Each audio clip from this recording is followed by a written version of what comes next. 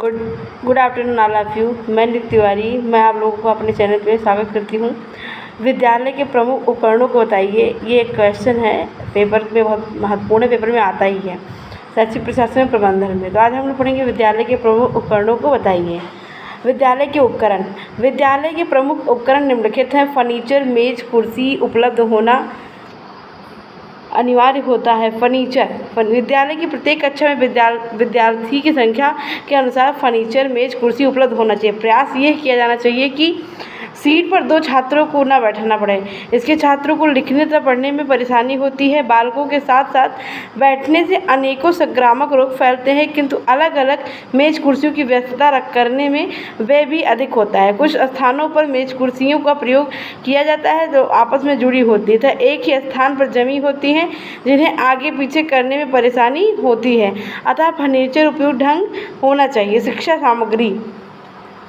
विद्यालय में फर्नीचर के अतिरिक्त अन्य शैक्षिक सामग्री भी महत्व रखती है। शिक्षण करते समय शिक्षक को इस सामग्री की आवश्यकता पड़ती है। इसमें निम्नलिखित सामग्री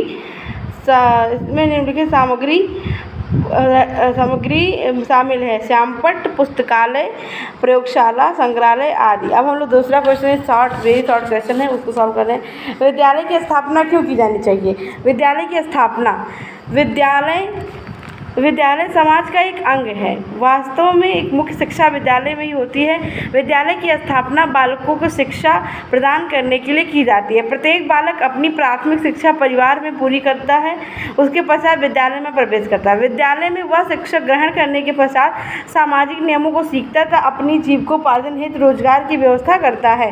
संक्षेप में विद्यालय की स्थापना का मुख्य उद्देश्य बालकों को शिक्षा प्रदान करना है, जिससे कि वे अपने इस योग्य बना सके कि समाज में अपना कोई स्थान निर्धारित कर सकें, अपनी शिक्षा व ज्ञान के बल पर अधिक सम्मानजनक जीविका निर्धारित करें। अब हम लोग थर्ड क्वेश्चन सॉल्व करेंगे। विद्यालय के प्रमुख कार्यों का वर्णन कीजिए। विद्यालय के प्रमुख कार्य। विद्यालय के प्रमुख कार्य निम्नलिखित है। नंबर 1 शारीरिक विकास, नंबर 2 मानसिक विकास, नंबर 3 नैतिक एवं चारित्रिक विकास, नंबर 4 व्यावसायिक एवं औद्योगिक प्रशिक्षण, नंबर 5 सामाजिक प्रशिक्षण, नंबर 6 नेतृत्व एवं नागरिकता के गुणों का विकास। विद्यालय के प्रधान कार्यों में नेतृत्व एवं नागरिकता के गुणों का विकास करना भी शामिल होता है। अब हम लोग एक क्वेश्चन पढ़ेंगे, एक आदर्श प्रबंधक को समझाइए। क्वेश्चन है, एक आदर्श प्रबंधक। भारत ने स्वतंत्रता के पश्चात प्रजातांत्रिक प्रणाली को अपनाया, जो कि हमारे लिए न केवल राजनीतिक विचारधारा तक ही सीमित रही, बल्कि उसे जीवन शैली के रूप में अपनाया गया। यही कारण है कि शिक्षा के क्षेत्र में प्रजातांत्रिक शैली को महत्व प्रदान किया गया। शिक्षा प्रशासन भी प्रजातांत्रिक ढंग से अपनाया जाना चाहिए। इसके लिए निम्नलिखित तथ्य आवश्यक हैं। पॉइंट टू पॉइंट देखिए आप लोग। एक आदर्श प्रबंधक को स्वतंत्रता के सिद्धांत पर आधारित होना चाहिए। नंबर 2, इसे परस्पर सहयोग की भावना पर आधारित होना चाहिए। नंबर 3, इसमें सामाजिक व्यायाम के साथ को दृष्टि से रखना चाहिए। नंबर 4, इसमें कार्य का विभाजन उपयुक्त ढंग से किया जाना चाहिए। ये सामूहिक उत्तरदायित्व की भावना पर आधारित होना चाहिए। कहने का तात्पर्य ये है कि प्रत्येक शिक्षक एवं कर्मचारी ये अनुभव करें कि हमें मिलकर कार्य करना है, अर्थात जो कुछ निर्णय लिए गए हैं उनमें हमारी भी भागीदारी है। इन सिद्धांतों को ध्यान में रखते हुए शिक्षा के उद्देश्य की पूर्ति हेतु आवश्यक क्रियाकलाप एवं उनके क्रियान्वयन के सिद्धांतों पर मिलकर विचार किया जाना चाहिए। विचारणीय बिंदु निम्न प्रकार हैं। नंबर 1, शिक्षा के क्या उद्देश्य होने चाहिए। नंबर 2, इन उद्देश्यों की पूर्ति के लिए किन शैक्षिक एवं सह शैक्षिक कार्यक्रमों का आयोजन किया जाना चाहिए। नंबर 3, ऐसे किस शैक्षिक कार्यक्रम का आयोजन किया जाना चाहिए जिससे समाज के सभी बालक शिक्षा प्राप्त कर अधिक उपयोग किया जाए। साधनों में परस्पर समन्वय कैसे स्थापित किया जाना चाहिए।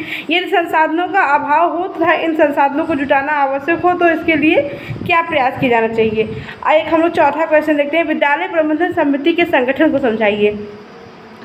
प्रदेश में विद्यालय प्रबंधन समिति का गठन निजी विद्यालयों की व्यवस्था एवं संचालक कार्यों हेतु किया जाता है। इस समिति का गठन शिक्षा अधिनियम में दिए गए नियमों के अनुसार ही किया जाता है। इस समिति का पंजीकरण सरकार द्वारा होता है। इसके सदस्यों की संख्या 10 से 15 तक हो सकती है। इनका चयन विद्यालय के सामान्य सदस्यों एवं विद्यालय की आर्थिक सहायता प्रदान अध्यापकों व अभिभावकों द्वारा चुने गए प्रतिनिधि भी इसके सदस्य होते हैं। कुछ सदस्य समिति में आजीवन के लिए होते हैं। विद्यालय की पूरी व्यवस्था पर भार समिति पर होता है। अब आप लोग क्वेश्चन को राइट कर लेना। देख के मैं इसको क्वेश्चन को दिखा रही हूँ। जो मैंने क्वेश्चन पढ़ा है, चारों क्वेश्चन ये हैं।